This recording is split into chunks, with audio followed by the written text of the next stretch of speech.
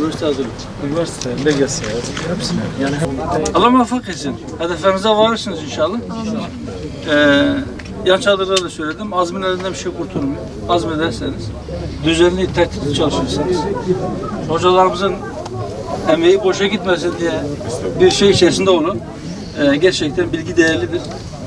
Ama doğru bir hedef için, insanlık için, memleket için onu kullanmak o bilgiden daha değerlidir.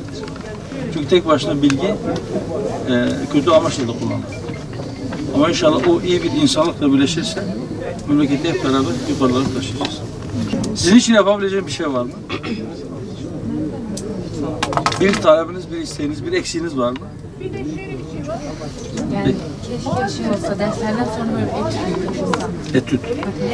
Böyle bizim çalışmamız kaç saat boyunca çıkıyor. Çünkü evde çalışamıyoruz, burada hani ortam olduğu için. Tamam. Bunu iletelim inşallah Milli Eğitim'e.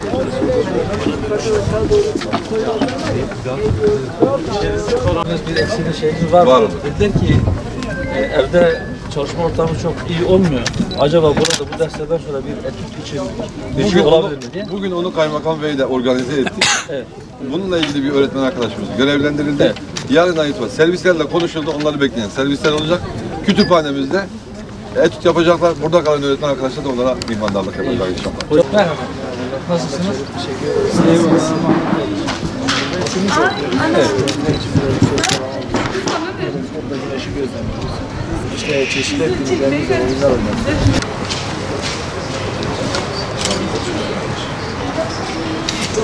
Hocalarım hoş geldiniz. Hoş bulduk. Allah güç kuvvet versin. Teşekkürle yani yaptığımız karşılığı ödenmez. Ama yine de bir borcu yerine getirmek babında hepinize teşekkür ediyoruz. آمين ولله ولروحهن الفاتحة. Babanın şefkatinden ben iliklerime kadar hissettim. Sizlerden Allah razı olsun. Selamünaleyküm. Kardeşim merhaba, kolay gelsin. Nasılsın? İyidir. Allah kolaylık versin.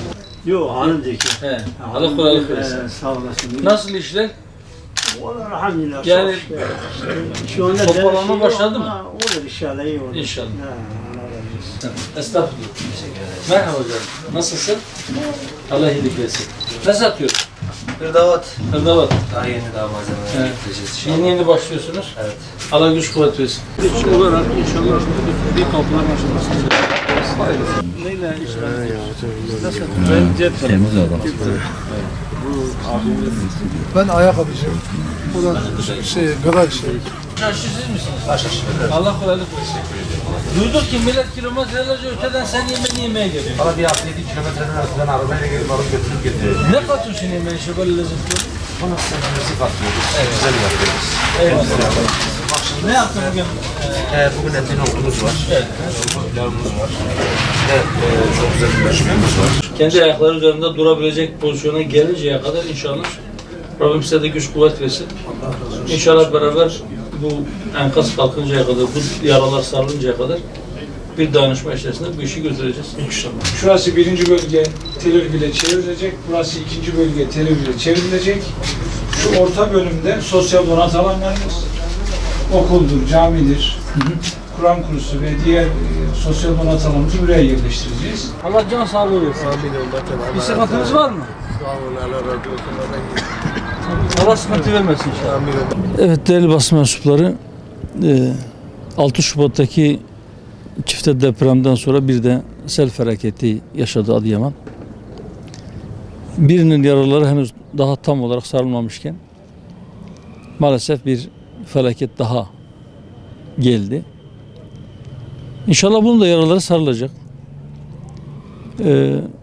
Henüz temaslarımız devam ediyor. Gelirken burada Beşpınar Vadisi'nde orada öğrenciler için kurulan konteynerlara gittik. Sınavlara hazırlanan, LGS'ye ve üniversite sınavlarına hazırlanan öğrencilerle buluştuk. Oradaki kurulan sistemi gördük. Belki o depremin ilk günlerinde enkaz altındakileri kurtarma, barınma ve gıda ihtiyaçları çok yoğun bir şekilde karşılanması için bir çaba vardı. Fakat hayat yavaş yavaş normale dönmeye başladı. Şimdi artık eğitim, hatta kültür ve diğer ihtiyaçlar biraz daha teferruatlar artık konuşulmaya başladı.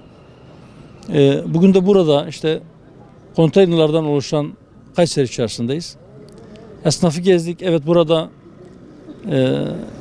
mütevazi şartlarda küçük dükkanlar şeklinde konteynerlardan oluşan iş yerleri açılmış.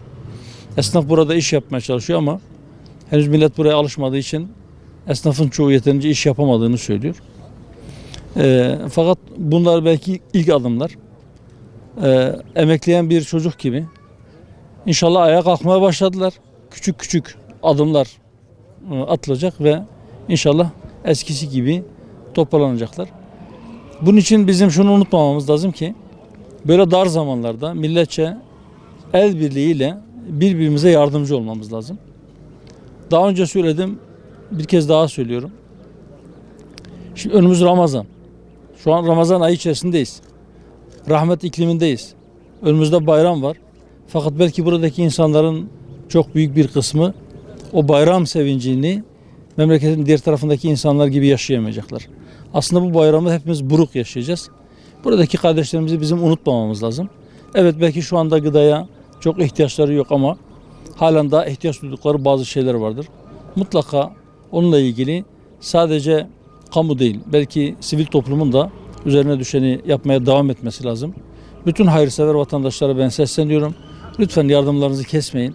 Yardımlarınızı devam ettirin.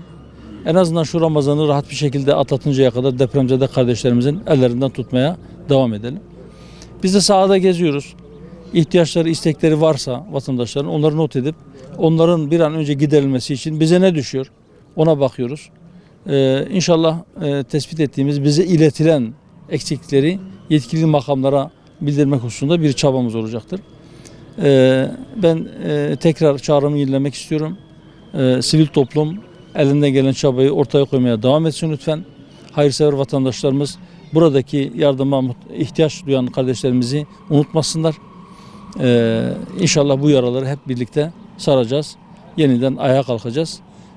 İnşallah daha güçlü bir şekilde. Evet, bir şeyler bizden aldı götürdü bu deprem ve sel felaketleri. İçimizi yaktı ama belki birliğimizi pekiştirdi. Bizi birbirimize biraz daha kenetledi. Buradan bir de şu mesajı vermek istiyorum. İlk günlerde yoğun bir şekilde depremzedeler, onların eksiklikleri, onların ihtiyaçları konuşuluyordu. Bu yaraların nasıl sarılacağı konuşuluyordu, tartışılıyordu. Fakat acı bir şekilde şunu müşahede ediyoruz ki son dönemlerde özellikle siyaset dünyası önemli oranda kendi gündemine döndü ve adeta depremzedeleri unuttu, afetzedeleri unuttu. İnşallah biz unutmayacağız. Buradan bütün siyaset erbabına da sesleniyorum. Lütfen buradaki kardeşlerimizin, buradaki vatandaşlarımızın halleri gündem dışında kalmasın. Kısır siyasi çekişmelerle bütün gündemi meşgul etmeyelim. Hepinize teşekkür ediyorum. Allah hepinizden razı olsun. Rabbim bir daha böyle acılar yaşatmasın milletimize. عفو كريم تحب العفو فاعف عنا يا رب العالمين